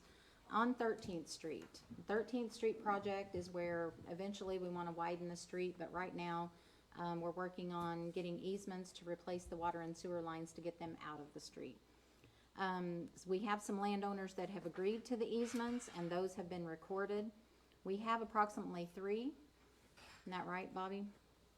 That have concerns or questions and are not willing to give over their easements. So when Matt from Toth came down the other day, we talked about it. He's going to go and meet individually with each one of those, because I think some of them, the plans they got in the mail from Toth didn't really show exactly where those lines were gonna be. They're concerned about how much yard they're gonna have, how close it's gonna be to their house. So Bobby's gonna make first contact, let them know that somebody from Toth is gonna be getting in touch with them and coming by to explain it.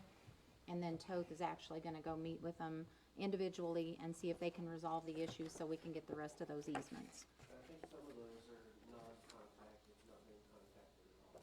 So there's probably 5 altogether, but I think there's 3 that don't, have been contacted that currently don't wanna give the easements. Because they just don't have the right, they just haven't had enough information maybe. Okay. Hopefully. The annexed property, we're talking about the property out on 20th, where we wanna annex in, Stephen Gumb's building and Toby Thompson's new building and extend our sewer out to there. The survey by Carmack has been completed, for the expansion. The only 2 buildings that would be affected are those 2. Toby, obviously, his building, he's ready to go. I've spoken with Stephen Gum. He's working out some issues there, and we're going to visit again in a couple of weeks. Toth is working on the design now that the survey has been completed. And so once we do that, we'll be ready to move ahead with that. It's going to be pretty straightforward because it's not, there's not really that much to it there, Randy, is there, from our manhole up to where we would hook on to where Toby's property is. Stephen mentioned that they've had some sewer issues, so he thought hooking onto the city sewer would be helpful to his building out there. Bulldog Pipe, they are still working on the water and sewer alignments now that they had to change it down First Street instead of 60. The surveys are done. They are updating the plans. They are working on the design. They are confirming all the easements. One easement that they're having to work on is when they get to the business route to cross over to Bulldog. There's easements that they have to do with the MoDOT to work all that out to go under the highway there. They meaning Toth. still, okay. Yes.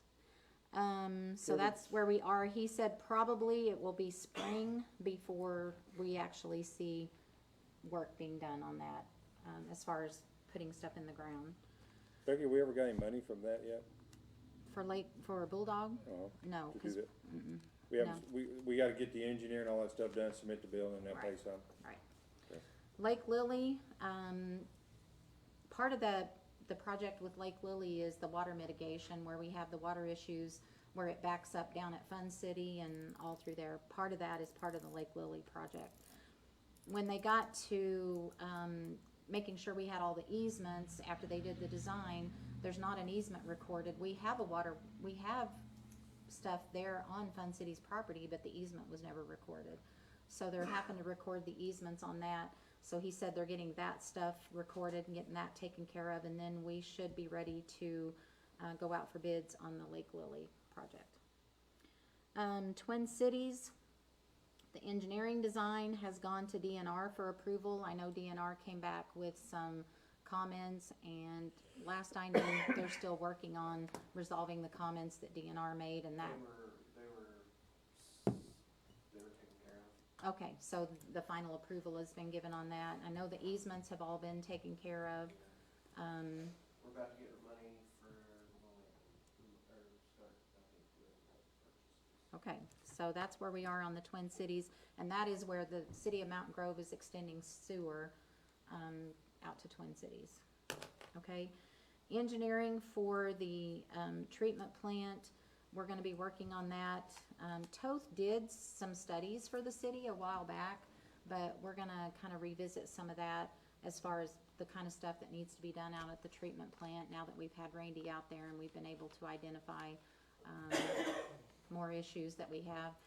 I will say while Randy's here that, all of our tests, since Randy took over out there, and him and Sean did a lot of cleaning and a lot of stuff to fix things that weren't running, all of our tests are coming back clean, and we haven't had any bad since since Randy's gotten out there and gotten in charge of it and gotten a lot of those issues taken care of. Good So job, Randy. we Appreciate it, Yeah. thank you. Yes. Good It job. even looks a lot better out there. I don't know anything about it. It just looks better. Sean, and you know, Sean, I saw him last night, completely different fella. You know it? He should be. Yeah. Yeah. Okay,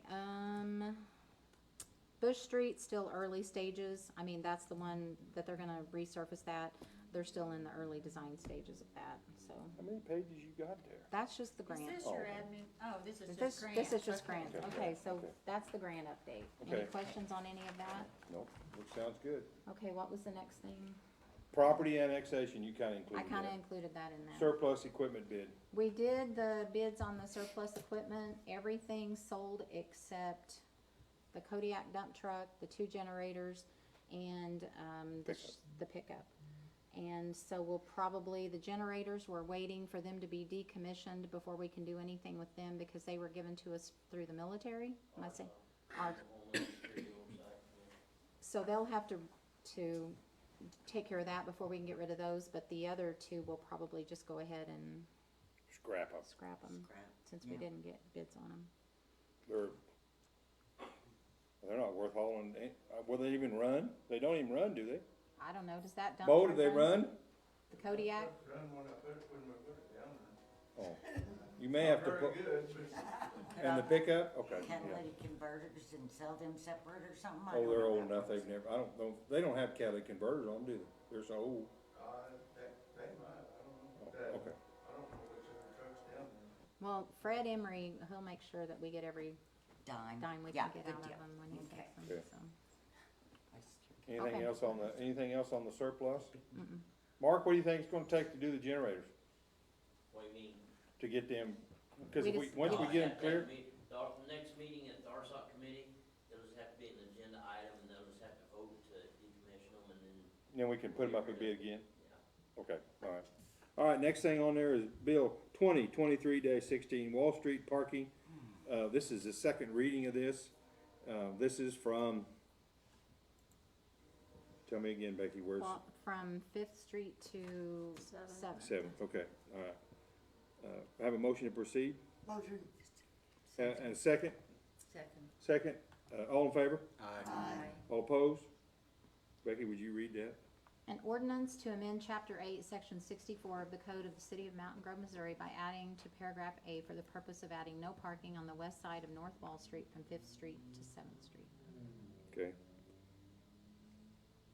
Motion to approve, Motion, Second. second, all in favor? It's an ordinance, you need to do a Oh, roll I'm call. sorry, Yes. yes, Yes. Yes. yes. Yes. Yes. okay, alright.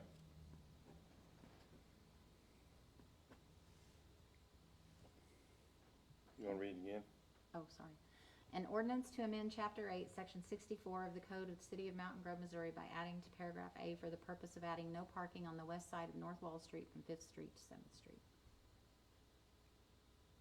Oh, we're done, right? I think, did you do both? Yeah, we did, Okay. proceed and approve. Municipal court, did we do? I think we have pretty much, he said he did both. Yeah, I we wasn't- did proceed and approve, yeah, 2 times. Yeah. Okay. Did we? Okay. Then I didn't need to read it that second time. That's what Right. threw me off. Okay. I thought you just did it for fun. Okay, so I think we did everything on the municipal court already. Okay, alright. Now we're gonna move to page 2, Bill 23-17, Animal Ordinance Amendment, second reading.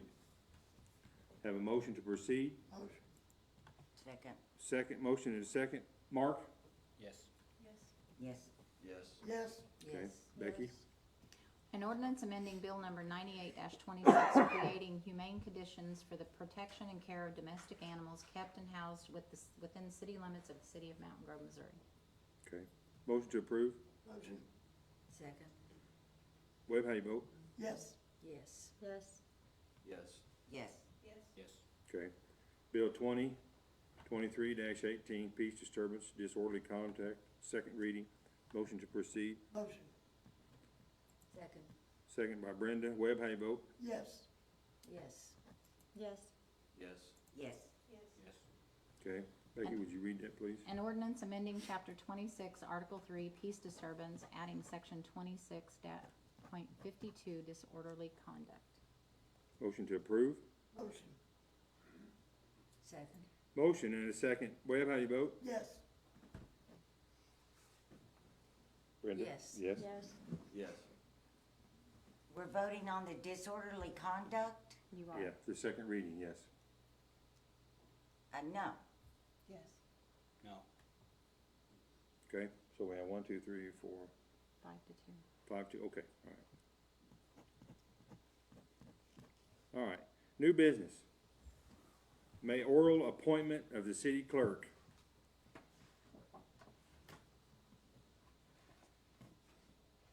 Part of my job as a mayor is to appoint a city clerk. She's sitting right here, Ms. Kim Rader, has been doing an excellent job, not only with being the city clerk, that part, but also her other duties that she's done. So my recommendation to the council is to appoint Kim Rader as a city clerk of Mountain Grove. And what I need from you is just an approval. Motion, Motion? Second? Second. Mark, how you vote? Yes. Yes. Yes. Yes. yes. Yes. Yes. Done. Can I swear her in?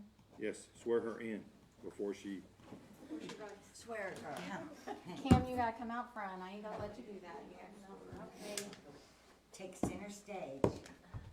Here she You had to pick the fat side. Ah, just suck it in. Sorry, been sworn in, my first. Oh, that's. Raise your right hand. I state your name, Kim Rader, do solemnly swear that I will support the Constitution of the United States, and the Constitution and laws of the state of Missouri, and the ordinances of the city of Mountain Grove,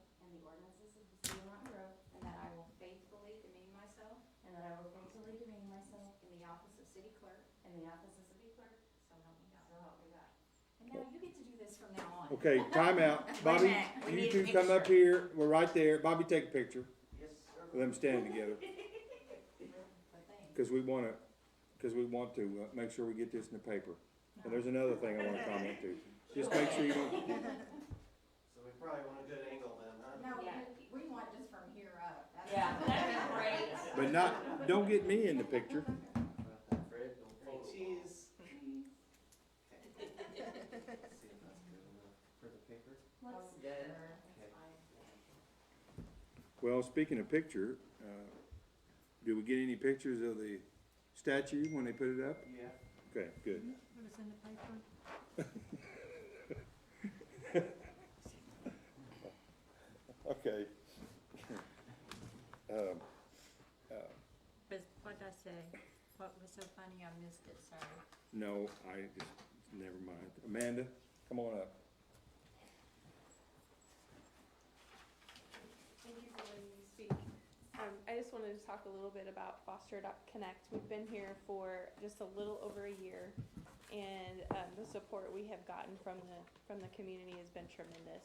We currently have 3 programs in our resource center. We have a family advocate and trainer, and she has served over 100 families, whether they have been a foster parent, an adoptive parent, or a biological parent. And I'm really proud of that fact because, in my opinion, she's probably the best advocate that we have in the state of Missouri for Foster.Connect. We also have a kinship navigator. We have a large majority of the families that we serve who are grandparents that are raising their grandkids. And a lot of them are what we consider unsubsidized, which means they are not getting money from the state of Missouri to raise their grandkids. They're not expecting that, but they're already living on a fixed income. Some of them are on Social Security. living on retirement and you don't get a lot of money and then you throw in 2 or 3 kids, it puts a financial strain on these families. And then our third, which is one of my favorite, is Sammy's Window, which is a clothing closet and a food pantry for our families that we serve. They can come in and get these items free of charge. And we are serving over 200 kids a month out of our clothing closet, and it's over by Calvary Temple. They come in and they can get clothes. We were able to give them new shoes this year, school supplies, diapers, wipes. We were able to give all 90 of our families a Thanksgiving food box just from the donations that we are getting from our community. And then we also had 2 respite events this last year, so our families can bring their kids to us and we'll kind of watch them for a few hours while they go get a much needed break. And in doing that, it kind of helps preserve that, keep them from disrupting placement, because when you disrupt, it causes even more trauma for these kids. We had a movie night for our families. They came in and we were able to, give them a movie and like a popcorn and candy and just have a good time with each other. We have families that come to us as far as Bucyrus, Huggins, and then we also drive to West Plains once a month and deliver food to these families. A lot of them are kinship families that we're delivering to. They can't afford the gas to get to us. And so we do get funding from the state of Missouri, but we do fall anywhere from $40,000 to $60,000 short of being able to fully fund all of our programs. And so to be able to fund the programs, we do have 2 events a year, and one of them is the Tall and Small Ball, which you guys did graciously sponsor last year, and we also are going to do the truck pull. And so I was coming tonight to see if you guys would be interested in sponsoring one of those events again. Amanda, where is the Tall and Small Ball gonna be? It's going to be here on the brand new event center on the square. And tell the council, some of it, who wasn't, what that entails.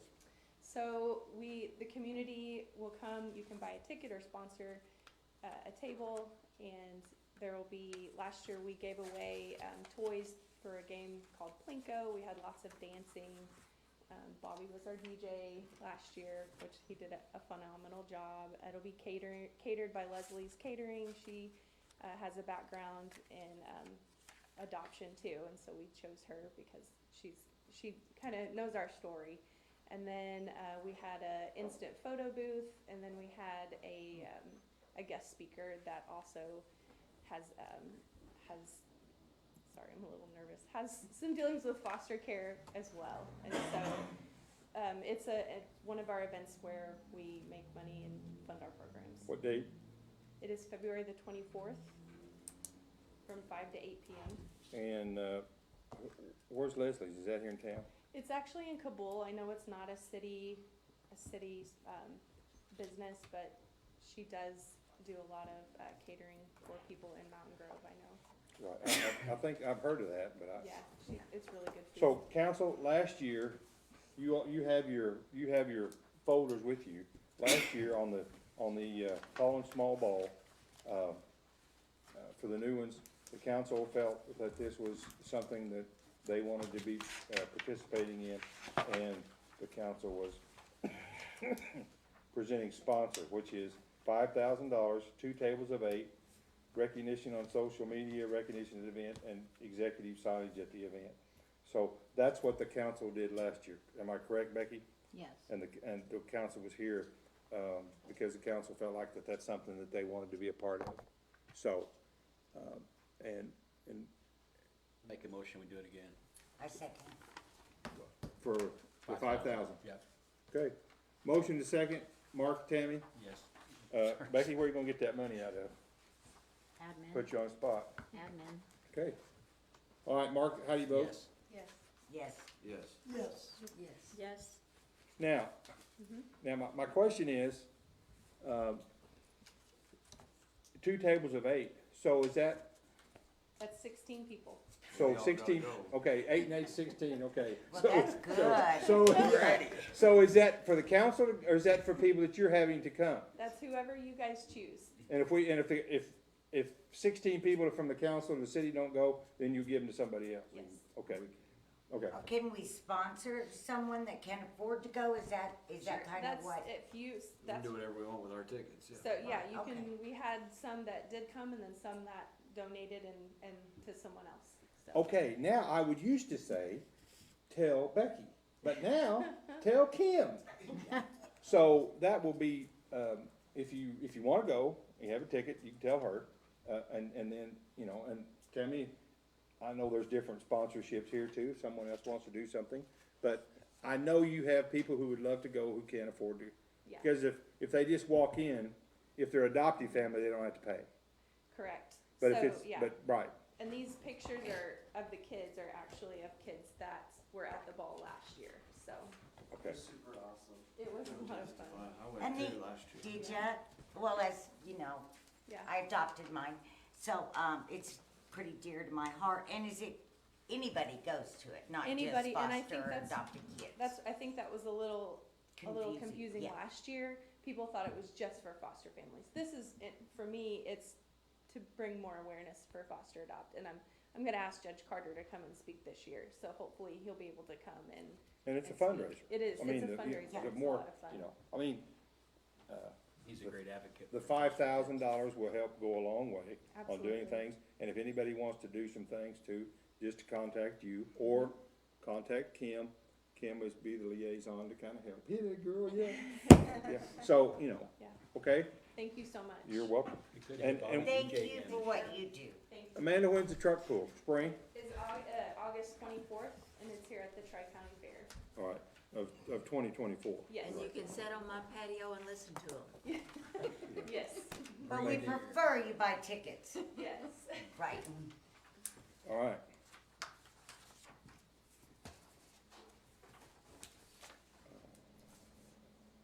Bill 2023-19, residency, first and second reading. Josh and Becky come up with an amendment to the ordinance, and, This was Josh's recommendation on how to handle it, rather than make any kind of variance, that you, do an ordinance that removes that residency requirement, and if you ever chose to put that back on, then you just amend it to add that back to it. right. It's a line or two, right? Yeah. Um, All it did was remove that one section. Okay. You need a motion on that? I need a motion to proceed with first reading. Motion. I second. Motion, second. Brendan and Webb. Webb, how do you vote? Yes. Yes. No. Yes. Yes. Yes. Okay, all right. And And, would you read that, Becky? an ordinance to amend Division 3, Section 2-95 of the Code of the City of Mountain Grove, Missouri by removing the requirement of administrator residency within 60 days. Okay, motion to approve. Motion by, who said, Sarah? Second, Webb. Mark, how do you vote? No. Yes. Yes. Yes. Yes. Yes. No.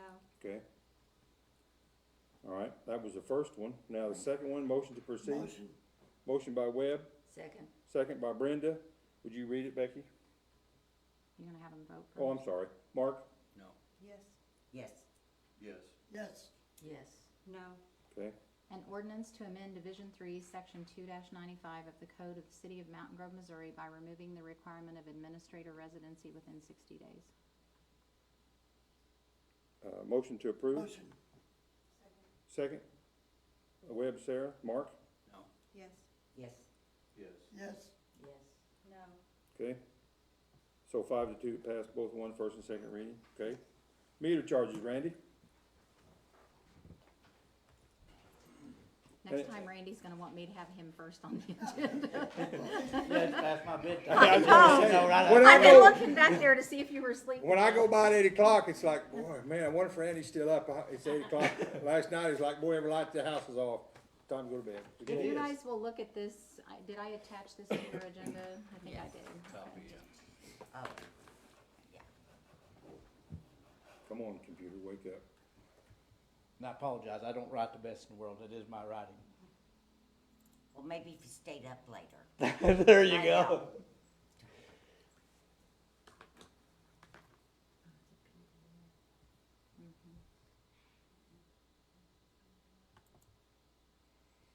All right. did it cut off part of it? It cut off the right part. Okay, so what it's gonna tell you is there at the top line, a 3/4 inch meter hookup price.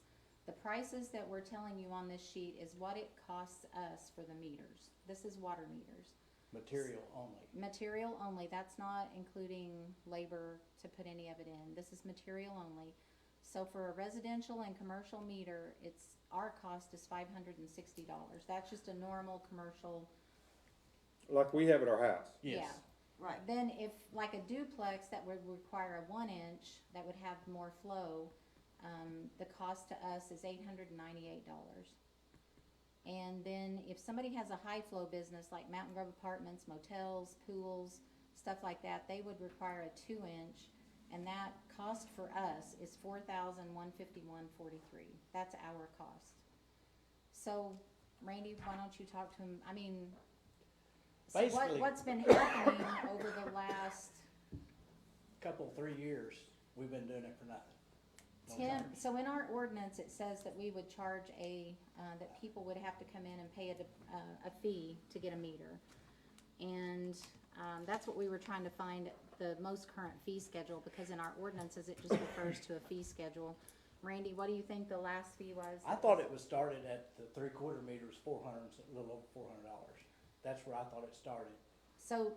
So the former administration had, told Randy that we would no longer charge as an incentive to encourage growth to residents and to people that are putting in additional housing or putting in new businesses, not to be charging. Randy and I are not comfortable with that because the ordinance doesn't state, it states that we should be charging. We're losing money. Well, I A look lot at of it, I Now, look it at is- it, if these people don't pay it, I have to pay it. Exactly. That's the way I look at it. And you have to pay it. Everybody that has a water bill is covered. These people are not building houses to not make money. Right. They're making money. So why should we cover, don't get me wrong, I'm glad they're building in Mount Grove. We need, And it went nuts, cause since COVID, the people building everywhere, and I'm glad of it. But why should I pay for this guy to get rich? yeah, It is not an uncommon practice in business, in cities, to offer free meters as an incentive, especially in a commercial, in commercial type business. It's not an uncommon practice to encourage growth. But it needs to be done by ordinance. Right. It needs to be approved by the council. Yeah, if you want it kept done that way, that's fine. If the council But- wants it, that's the way we'll do it. But right now, the way our ordinance reads is we should be charging for it. And so we plan to go back to doing that, because that's what the ordinance tells us to do, unless the council wants to do something different. Does the ordinance say we charge them just for our cost? Does No, it say- just has a set fee, It had a flat fee. just a flat fee. And the cost, Which is less than the cost. well, the costs have went up tremendously since COVID. And for a while, Randy was even having trouble even getting them, and still it's quite a ways out on I that. got a water meter today, it was ordered in January, and this is 2 normal everyday water meters you put in your house. But now, Randy, that 560 for 3/4, that's, you still gotta have something else put on there too, don't you? That is everything. That is That's the- considered from the tap to the meter to the yoke Okay. to all fittings. Cause it takes a meter, a The- tap and a yoke, right? Yes, the meter is actually average, of course, that varies, $135 just for the meter, for our touch read that we use. Then you've got that brass and the copper is what went nuts, when you can get it. And you have to get that from somebody like Harry Cooper or Harry whatever. Cooper, Core and Main, Yeah. but we get most of ours through Harry Cooper because they deliver, all these others, they might be just a little bit cheaper, but then they charge you twice to ship it. And Harry Cooper ships twice a week in Mountain Grove, free of charge. Right, cause they run the truck, right, and they're, But- yeah. and they- we pay for your labor to install it? We do. Yeah, that is Right. not included in this cost. Right, we're just talking about the cost of the materials only. And So what were we charging people? What, We haven't been charging them anything because that's been waived by, right, yeah, that was waived. The council did not make that decision, but, so that's what we're asking you to do, is what we're gonna do is go back to what is listed in the ordinance. And we're gonna go by the fee schedule.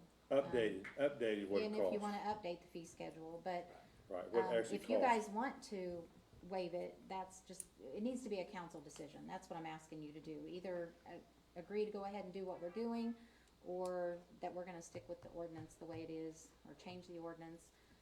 It just needs to be a council decision, for us to differ from what's in the ordinance. So you need a motion? It's already an ordinance. It's already an Right, ordinance. true. The only way we need a motion is if you wanna change what's already in there. We're Which gonna, would be change it to update it to what the current cost is, or or to waive it. to waive it, yeah. Or a third choice would be to have a reduced rate, meet in the middle somewhere, and still have the incentive part would be a third one, right? Yeah, because if we charge the full amount of what it costs us, then they own the thing, really, because they paid for it. But if we just pay charge a nominal amount, like you said, it's 400 and something for a residential. 560. Okay. So what if you said $200 for something like that? Well, we're putting it in. If they would actually put it, if they build a new house and put it in, it'd cost them, a plumber and everything to do it, it'd cost a lot. It'd be a lot more. So you pay the cost and we'll give you the labor free essentially. Right, that's what Right. we do. That's what I'm, yeah, that's But what we're I'm also saying. receiving fee on the water. Yeah. That's our incentive to put it in. It's kinda like, we take credit cards even though it costs us money. We take credit cards cause we're gonna get we're gonna get 97% instead of, we pay a 3% credit card fee. This is our cost of doing business. We're gonna get a new line, so we're at a Right, discounted rate. but how long is it gonna take you at 3%? I mean, just as an example, to pay off a $560 meter, you never get it paid off. No, I'm just saying, $560 in water that you're not getting, you'll get that in 5 months, potentially, or 6 months. And then from there on, you're profiting in the water. Just saying it's a Right. cost of doing business. Every business has a cost of doing business or acquiring a customer. And so, that's our cost of acquiring a customer. Which you're right, because when the electric comes in and puts a meter in, they don't charge you, they charge you a deposit. Right. And I'm the one that it's been so long, what is our deposit now for the water, $75? So, but I never get that electric, deposit back. And until you move, you don't get your, water deposit back. Right. But you pay a little bit to do that, but. This I is mean, not a deposit though. No, This is this is actually, actually you're cost. paying a fee for that meter. I like what Brenda said. I feel like you're buying a meter, it's your meter, and it's not their meter. Obviously, we're leasing it to, we're charging them to use I it. can see charging for it, but I just don't know, the 560 for a residential meter just seems, Well, we're not charging that right now. no, I know we're not. But if we go to that just seems exorbitant to me. Well, what was the fee? What did We- we think it was? We could not I find, think- before we came I in think here, it it's was 400, 400 yeah, for, I think it's, I think it was 425 for residential. that's what Randy was saying Yeah. too. But if you're building a new house, That's a very low percentage. I mean, you know you're, Yeah, it's expected. that, Okay, when houses change hands, you don't pay for that meter in No. person, No. okay. It's just the No, that's first just- time when you build it. Then, that's better. And if you're a contractor, you just assume that's yeah, part of the you contract. assume when you build that. Bobby, you get, I what was was gonna your, mention on top of the hardware cost, when we start building out this wireless AMI system, there's gonna be another piece on top of that. exactly. But there again, the gentleman was in here, you'd have that taken care of right away with that electronic one, cause it would come right just like that. Every day, now tell me if I'm wrong, when we put them new in, I can go every day and see what my water bill is. Whether You can see what your water usage is. right, a usage, yeah, and go from there, yeah. So, yes, that's expensive, but, It's really not. no, because the meters we have are And you're old as the getting- hills, aren't they? I just don't think that it ought to be free of charge. You're No. getting the labor for free. So maybe we just need to go back to our ordinance then. Yes. Or, I mean, make sure our ordinance is being followed. And do we need to update the charge? I believe we do. Absolutely. To what it actually costs. Yes. to get- That's up to council, whatever you wanna do. I think if I need to make a motion or whatever, but I think that we should charge what it cost us for material, the supplies. We're giving them the labor free, but we should get our cost for supplies back. Can we make, Yeah, that's up can we to do the that? Meter, the cost of the meter. The cost of the meter. Right. And But Randy we said that- can't set it as, I mean, there's a variance of the, what Right. that's gonna be, You right? want us to say what the actual cost of the meter, and what'd you say, the meter? This price here is from everything, from a brand new tap, leaving the main, all the way, that's everything. That's us leaving there and they got water service, Right. basically. Right. The prices on that is going up and down. I mean, this is just what it was last week. Right. And that's if you can get it. We're still having issues getting stuff. I'll just So tell you. Tammy, do you wanna say in there what it actually costs the city? Can we do that? Can we just make the ordinance say the cost is what it cost us? We will pass that cost on to, All you'd be voting for is to amend the fee schedule. Right. right. So I make a motion, we amend the fee schedule to To actual reflect cost. the actual cost. Second, Webb, how you vote? yes. Yes. Yes. Yes. Yes. Yes. Yes. Okay, now Becky, you say you have some administrative notes that you wanna Got pass anything out? else, Randy? It's supper time. No, it's past your bedtime, Randy. It is. Well, I gotta eat first. Oh, well, yeah. Randy, hey, before you go, thank you for, the water treatment plant No problem. and for all the help that you've given Sean. I mean, and out there and doing all that, because like I said, he's I doing mean, a great job. Guys, he's overseeing both, so he's doing Right. the sewer department and he still is the supervisor over the water department. We would have been lost the last few months without Randy's help on this. He really, It takes everybody. he's I've had done a help great from job. both department, I've had the mechanic help, I mean, it just, When- everybody come and help. Well, to get that treatment plan up, it took all of them to getting out It there and did, working. it did, to it get was a mess. It was a mess. It should- So- And you signed that 5-year contract the other day, didn't you? Thank you. So Randy, thanks. It's getting Really. close, I'll just tell you. We've got some mighty good employees. Yeah, We're very appreciate it. Okay, thank you. And he wore Have his a good pretty evening. blue shirt for us tonight. That's right. That's right. Have a good evening. Okay, appreciate it. Did you, you didn't make copies, you're just gonna read your, Yeah. okay, all right, here you go, Becky, go. Okay, admin report, zoning maps. I got an email today. We thought it was gonna take a while for the zoning maps, but they have told me that we will have the new zoning maps by the end of the year. So that's gonna speed up the process for the planning and zoning board, because they're wanting to go through all of it once they get those digitized maps, and we should have those by the end of the year. And But we Jamie's haven't not- changed anything. Not changed anything. We Right. just had them go ahead and do the maps the way they are, and then the zoning board will start looking at them once, they'll be so much easier to look at once they yes. have them on there. Gotcha. And they said they'd have those done by the end of the year, so. And Jamie's not here to hear that, she'd be I tickled. know.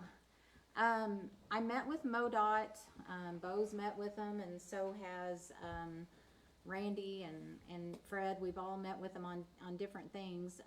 One is, and I think I may have told Jens, on High Street, we're still talking with them. They thought they could go ahead and widen it, but we've got some issues out there. We're meeting with them again Thursday to talk about some issues on widening the entrance from High Street to Klaus. And then Clay Street, they are gonna replace the culvert there. They're gonna fix that. And the parking lot, I met with them down here. We're waiting on the permit from them. They are gonna let us go ahead and do the opening to the parking lot off the square. They're gonna issue the permit. Our guys are gonna go down there and do the work. So they had to move a speed limit sign. We're gonna replace a fire hydrant that we have down there. Other than that, there's not too much that we have to do except kind of feather the concrete in so that people walking on the sidewalk there won't have any issues, but we will have a drive, as soon as we can get the permit from them and Bo and them can start working on it, then we'll have a new drive into the parking lot off the square. I hate to sound dumb, but what parking lot are we talking about? If you go off 95, off the square, just before you get to the tire shop, Gotcha. Old Rattery and Barnes. Gotcha. yeah.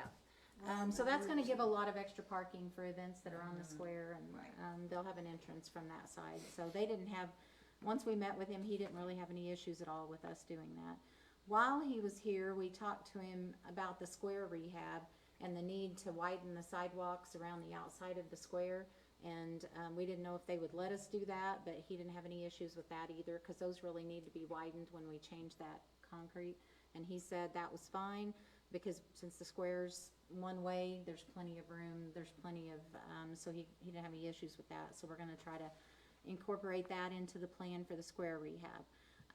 The election notice has went into the paper. Kim gets to do that this year, everybody's signing up. The filing dates are December 5th through December 26th. They can file. We will have an alderman from each ward, plus the one that you filled will be a one-year seat. So, that will also be open. So it'll be 5, there'll be a possibility of 3 or 5. There's 5, yeah.